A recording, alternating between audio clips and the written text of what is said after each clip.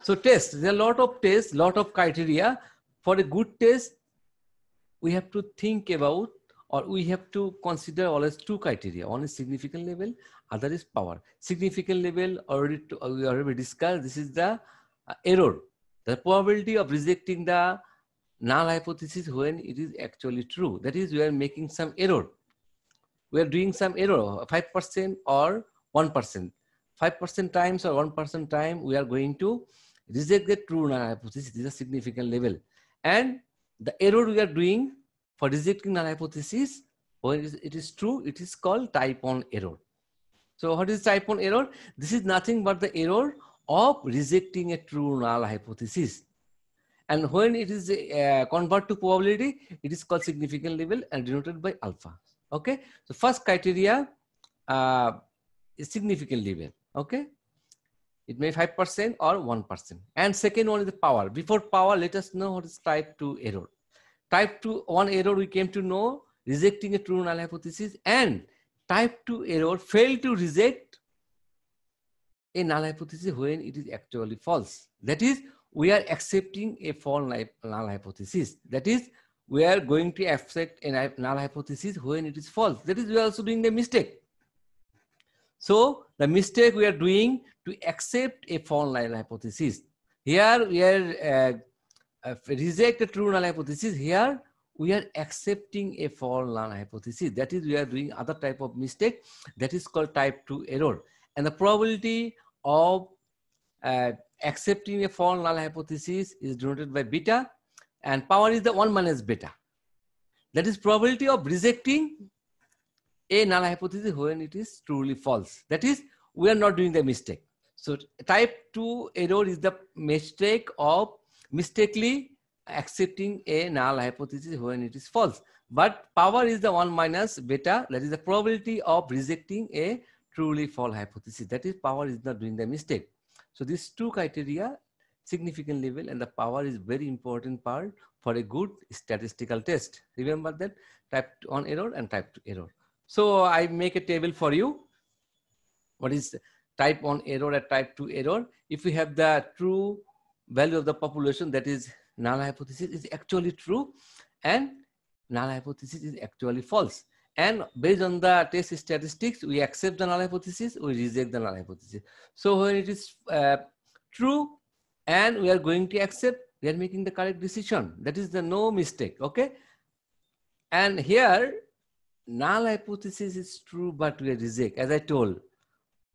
That is, we are rejecting the null hypothesis based on the test statistic when it's actually true. This is the type 1 error, and probability of doing type 1 error is alpha. That is nothing but our significant level. So when the population, in the population, null hypothesis is actually true, but we are rejecting it, type 1 error. And what is the, this see, here is the actual population, null hypothesis is false, but we accept it. Accept the probability of accepting a null hypothesis when it is actually false. So we are making a mistake. We are mistakenly accepting a false null hypothesis. That is called type 2 error. That is, I told, probability of making type 2 error is the beta. And this is, I told, 1 minus beta is the power of the test. As I told, 1 minus beta is the power of the test. That is rejecting a true false null hypothesis. That is a null hypothesis false, but we are making rejecting it. This is the power of the test, that making the correct decision. So this is the type 1 error and type 2 error. Please remember this table. This will be helpful for you to understand type 1 error and type 2 error. I myself still lot of practice, 20 years, still I confuse. So, but when I confuse, I find out this table from my notes or other, then I fix it. What is type 1 error? Rejecting a null hypothesis when it is actually true, doing some mistake. This is the accepting a null hypothesis when it is false. So this is type 1 error and type 2 error. So there is an example of making type 1 error and type 2 error, and which is more severe. Now you have a question, which is more severe? Type 1 error, rejecting a true null hypothesis, or type 2 error, accepting a false null hypothesis? Which is more severe? So it is very difficult to answer which is more severe, type 1 error or type 2 error. Is depend on the test. So there is a test. Suppose we have the two medicine, medicine 1, the effectiveness of medicine 1 is denoted by mu1, the effectiveness of medicine 2 is denoted by mu2.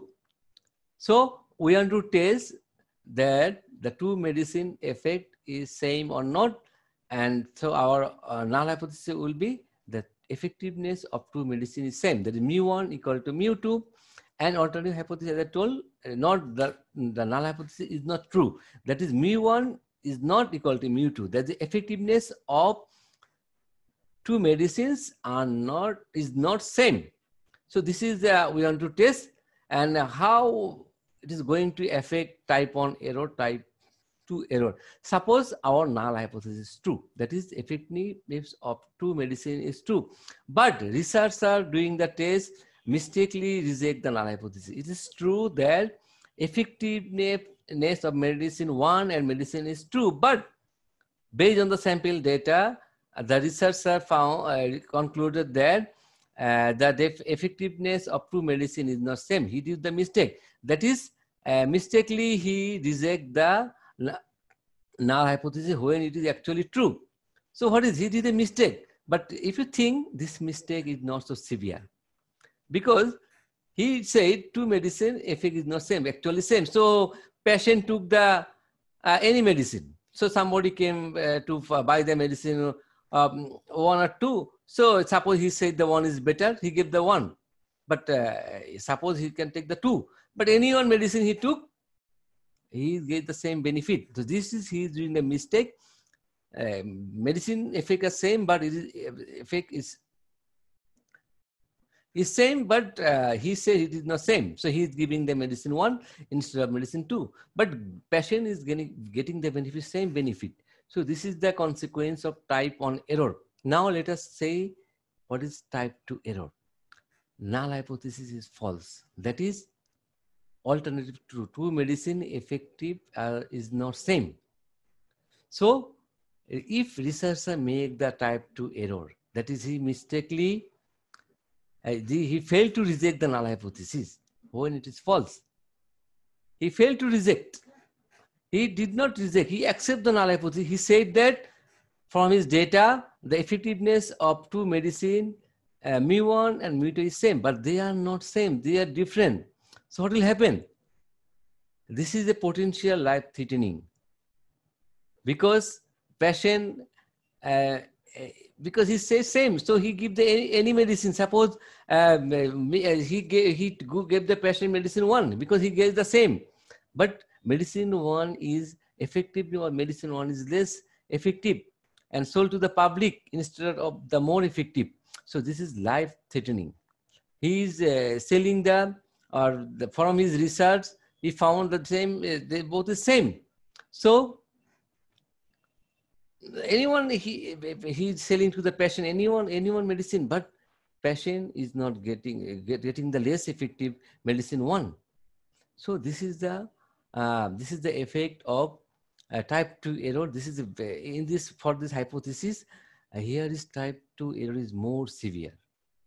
Type 1 error, that is not severe. They are same. They are actually same, but he is not same. So this mistake is bad, but they are not same.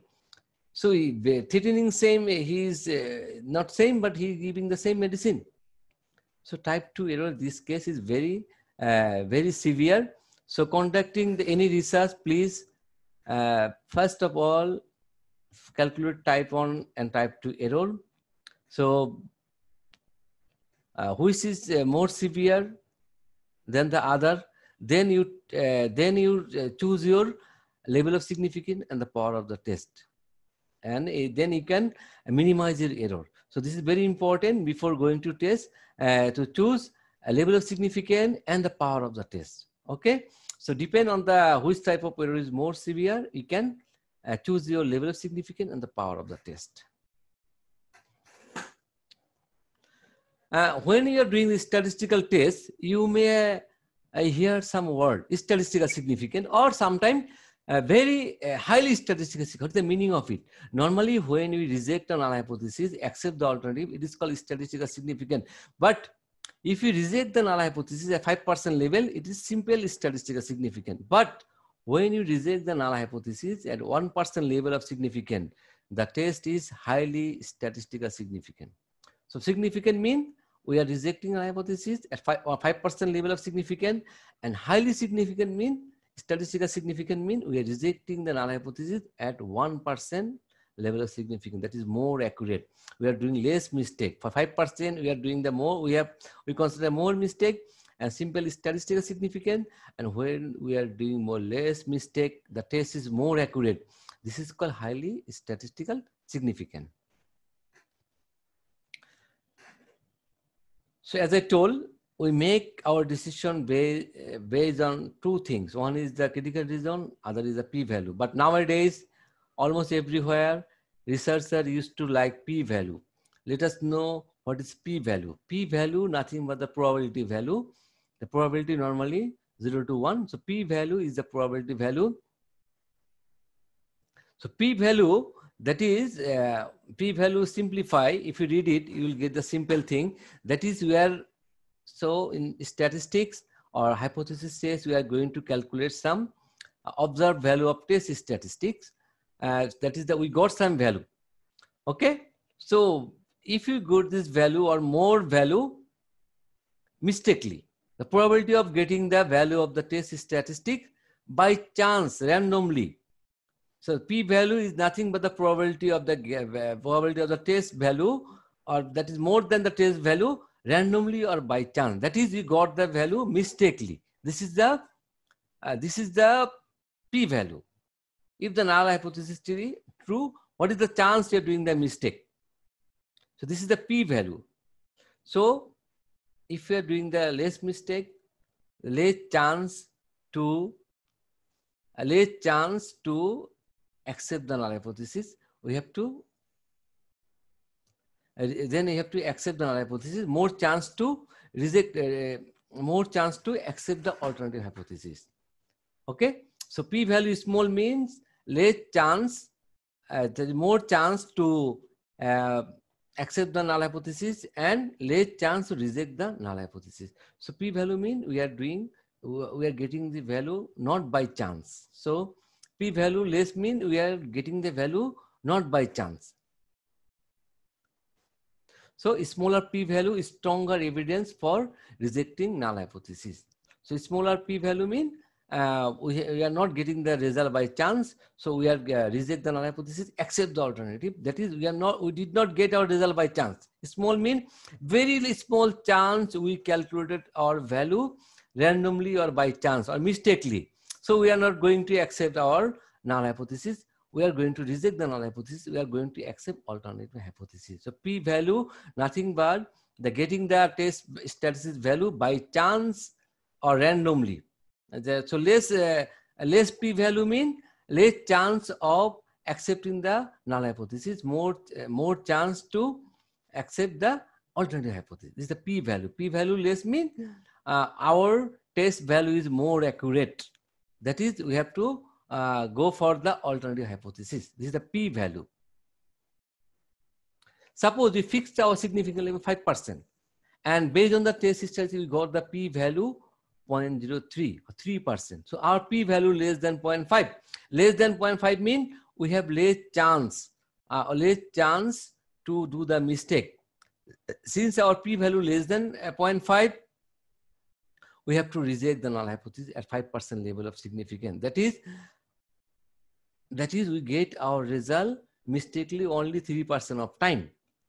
So we have to reject the null hypothesis, accept the alternative hypothesis for 5% level of significance, because we fixed our error is 5%, but we did the mistake less than 5% to calculate our test statistics based on the sample data.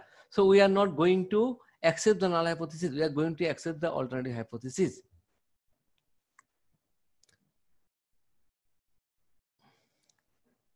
So this is the meaning of the p-value. Less p-value mean we are going to reject the null hypothesis. So normally, if we put your put your level of significance 5%. If you got your p-value 3%, that is our mistake, is less than the 5%. So we are going to reject the null hypothesis and going to accept the alternate hypothesis. So let us summarize about the p-value. So p-value, as I told, is a number, a probability between 0 and 1. And if our p-value less than 0.5, which can you calculate from the R, Python, Spaces, Stata, or some other statistical tool. If it is less than 0.5, for 5% level of significance, we are going to reject the null hypothesis, accept the alternate hypothesis. When p-value greater than, we have to accept the null hypothesis. Okay, just remember only one thing. If it is less than 0.5, we are going to reject the null hypothesis. One interesting thing, you may ask the question, when the p-value is 0.05, what can you do? This is the cutoff point. This is depend upon you. Depend on your test, you can accept or reject the null hypothesis. When the p-value exactly 0.5 for 5% level or 1% level is exactly 0.1, what to do? This is depend upon your test. So you can accept or reject. You can do anything. But my suggestion, if it is less than, better to reject the null hypothesis. One interesting thing, suppose for p-value is more convenient. See, without fixing your level of significance, you can decide what to do. Depending on the test, what to do. You got the p-value 0.06. Normally, it is not less than 0.5. It is more than 0.5. It is less than 0.5. We reject the null hypothesis. It is more than 0.5. We fail to reject the null hypothesis. So we accept the null hypothesis. But if you consider 10% level of significance, it is less than 10%. So in this case, we reject the null hypothesis.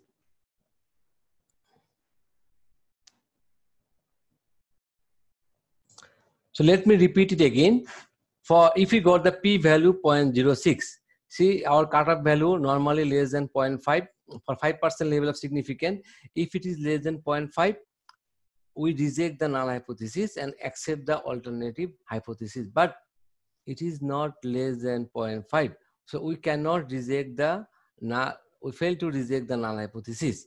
That is, we are going to accept the null hypothesis. When we accept the null hypothesis, the test is not statistical significant. See, for 5% level of significance, it is not statistical significant. But if you consider your level of significance 10%, for 10%, p-value 0.06 is less than 10%. That is, when it is less than the 10%, we fail to, that is we reject the null hypothesis. Less than 10%, we have to reject the null hypothesis at 10% level of significance. That test is statistical significant. So this is the convenient for p-value. After getting a p-value, depending on the test, you can, and what percent we are going to reject and what percent we are going to accept, you can do it. So you can do the, from one test, you can do for 2 level of significance. So p-value is more convenient than conventional critical region. Okay, so please go through it carefully and try to remember. You need more practice. You need more practice to understand the p-value. I make it simple for you. Any question you can ask me, but this is a simple way. I try my best to simplify. Just remember, p-value less than 0.5, we have to reject the null hypothesis, accept the alternative hypothesis. Always less than 0.5, reject the null hypothesis. Okay? For 5% level of significance. So grocery shops claim that their delivery time in on average 40 minutes. So first of all, to test the hypothesis, we have to agree with the claim. That is, the mean delivery time is 40 minutes. Is correct. And alternate hypothesis is mean delivery time is greater than 40 minutes. So we are not agree with the claim. That is, we said delivery time is more than 40 minutes. So we randomly took a sample of delivery times around some hypothesis test and got the p-value 0.002. That is almost 0.2%. So which compared with our level of significance, we fix our level of significance 5% as the p-value less than 0.05, as I told. If the p-value less than 0.05, we have to reject the null hypothesis. That is, we reject the null hypothesis at 5% level of significance and conclude and accept the alternate hypothesis. What is the alternate hypothesis? The mean time is greater than 40 minutes. So we are not agree with the claim of the grocery shop that the mean time is 40 minutes. It is more than 40 minutes. So this is the way to conclude, make the conclusion for p-value. p-value is more easier. So from the test statistics, we can find that p-value. Here I put some website or some link. Here you can get the p-value for different test statistics. We'll do in more details. When you are going to conduct the statistical test, you will get some word, some word, one tail or two tail test. So suppose our alternate null hypothesis, the mu1, mu equal to mu0. We have the mu value of mu equal to maybe 40, that is before we did 40 minutes. So mu equal to mu0, that is some mean value. If we alternate hypothesis not equal, maybe less than, maybe more than, this is called two tail test. But if our alternative hypothesis is less than, it is called left tail or one tail test. It is one type of one tail test. If you say mu is greater than some value of the mu0, then it is right tail, or this is also one tail test. So this is the one tail test when alternative hypothesis is not equal, maybe less than, more than. When alternative hypothesis is less than or it is more than, then it is called one tail test. Okay. So this is the graphical view for two tail test. If you in statistics, there is the error is divided in two parts. For two tail test, and one test left tail test. It is the left tail of the normal distribution, left side. And for the greater than test, it is the right side. The error is the right side of the normal curve. As I told, there are a lot of statistical tests, but the most common one, normal test or Z test, T test, F test, and chi-square test. This is the most common test. Next class, we will learn the test individually.